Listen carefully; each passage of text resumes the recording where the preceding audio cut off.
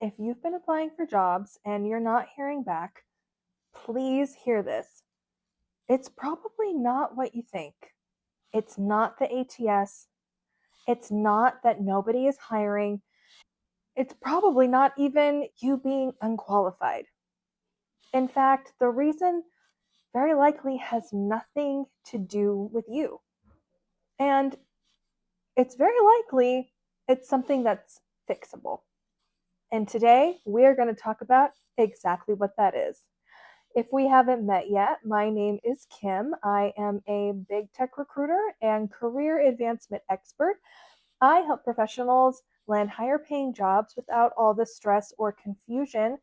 Please give my channel a follow. I post content to help people make more money in 2026, and I'd love to see you here again. The job market in 2026 is pretty saturated. So, the reason why you may not be hearing back from those applications is there might have been just too many people. Depending on the source that you cite, the average job posting in the United States receives anywhere between 50 and 200 applicants. And due to the unfortunate layoffs that professional jobs have been experiencing, we are seeing a surplus of qualified candidates all vying for the same positions that pay top dollar at top companies. So, the reason why you may not be getting contacted about those roles is not because you're not qualified, but maybe because you didn't get there first. This is important context for you as you are applying for jobs. If a recruiter or a hiring manager or someone in HR needs to dig in order to understand why you are a top notch candidate, you are going to get lost in the shuffle. There are 199 other people who have submitted an application who may be just as qualified as you.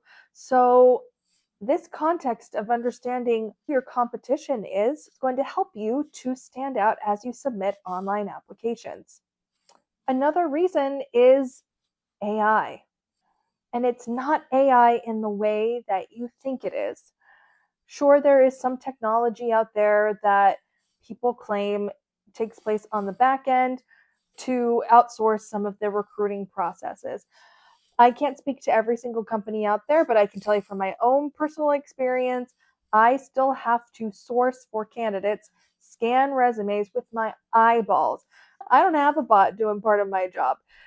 And the vast majority of other companies, I would bet, do the same because technology adoption does not occur at the speed that the technology is created. Technology adoption in big companies is adopted at the speed of budgeting cycles and training. How AI is impacting applicants far more significantly is through the AI agents that are now applying for folks on their behalf, or even just the AI generated resumes. I am now getting a surplus of applications to my requisitions that I had not gotten in the past. And these applications may or may not be the right fit for that position. I would estimate probably 1/5 of the applicants that I receive are actually candidates who meet the basic qualifications for the role, not the preferred qualifications or the wish list from the hiring manager. I am talking the basic qualifications. That means 4/5 of folks are investing time and energy in a role that's not the right role for them instead of time and energy in a role that actually is a fit for their skill set. Not only that, these AI generated resumes, while they are brilliant for time efficiency in creating the document, what's happening though is all of the resumes are generic. None of them are customized to that specific candidate. Now, if you've seen any of my other videos, you know that I am not aligned with you need to customize for every application. You don't. You don't. You don't. You don't. You don't. I promise you, you don't. But If your resume does not have a clear indication of your personal wins, your personal contributions, why you can warrant the return on investment of your paycheck instead of just regurgitating tasks with the fancy words, then you are not going to see very much traction. And if you do see traction, you're not going to be able to speak to wins in more detail once you get on the phone with someone from recruiting or the hiring manager. Those AI generated resumes are great for efficiencies and great for a first draft. But if you are not including information about your relevant accomplishments to the role you're applying to, this is not a good use of your time as a applicant. Another thing that I am noticing is candidates are less likely to read the job description. This goes hand in hand with the first point, where folks are really starting to rely on high volume of applications because AI makes things so efficient. You can do it so quickly. But in doing so, folks are not reading the full job description. I was hiring for a production supervisor. This position was a production supervisor in manufacturing. I can't even tell you how many applicants I received who were in production within news and media, nothing to do with hardware or manufacturing at all. So remember, if you're not getting callbacks, ask yourself, are you reading the job description? Don't come for me in the comments because I know a lot of you do read the job descriptions. You're awesome. But there are a high percentage of folks who I know are not. So if you fall in that camp, that's okay. Just change your strategy so that you're spending time with tasks that are actually going to yield better results for you and the time that you're investing in these applications. Another reason that you might not be getting callbacks is because you are qualified, you're just not positioning yourself very well. So many people are qualified out there in the job market. I see it in the news, I see it on LinkedIn. So many great qualified people who are eager to work and want to get back to it. But just because you're qualified, sometimes you still struggle to communicate it clearly. Due to the current climate, I am seeing folks who have been with their current employer 5, 10, 15, 20 years and now find themselves back in the job market and are struggling to position themselves well. It's kind of like dating. Let's say that for whatever reason you have to get back in the saddle and you start dating after having been off the market for quite some time. What is swiping, right or left? Who calls who? How does dating work anymore? What are the rules?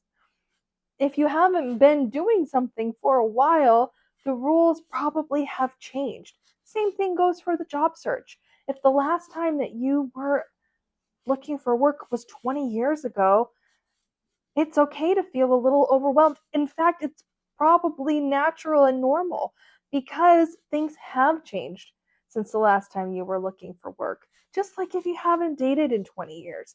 So don't be too hard on yourself and just learn that it's all about how you're positioning yourself for today's current market.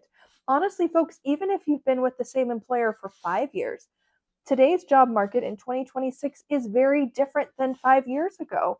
And the tactics, the tools, the skills, the networking, all of that is going to feel different in today's market than it did even 5 years ago. So don't be too hard on yourself if you feel like, oh, I'm on training wheels right now.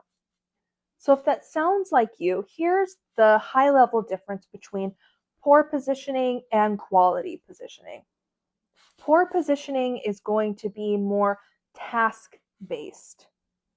Your bullet points are going to read like daily duties, And the interviews that you're in will describe the job, the work that you did, as opposed to the impact and the results of the work that you did.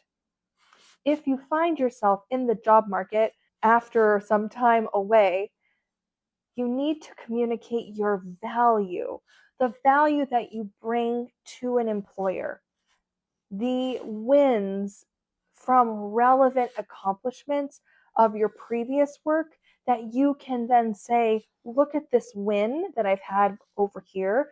I can attribute that same thought process, problem solving skills, other skill sets to the problems that you are solving at your company. You need to learn to speak the language of value. And that's what my channel is all about. And speaking of adding value, the next thing to keep in mind is that you do need to add value beyond the bot. This is the thing that is going to take you from, I don't know what I'm doing to find a job, how do I stand out, to not only standing out in today's market, but positioning yourself to be a thought leader or team leader, positioning yourself for success in the next 5 or 10 years to come. And the reason is because most people aren't doing this. So here is my advice. The first thing that you want to make note of is what your job function does within relation to the business or the industry. Why does my department exist? What problems does it solve for the org? The next thing you want to take note of is what could be easily automated by a bot. What in your department can be easily automated? Because, folks, what could easily be automated, if it's not automated today, it will be automated in the times to come. So now that you are clear, not only what your skill set does in relation to the business or the org, and you know what could easily be automated, now your focus is to cultivate interpersonal professional relationships. Because in the time where things can be automated, someone's ability to influence is going to be the new currency.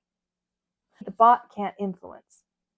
The bot can't be establishing trust in a meeting. The bot can't reassure the client. The bot can't do the peopling because it's not a person. So ask yourself, what can I do that a bot can't?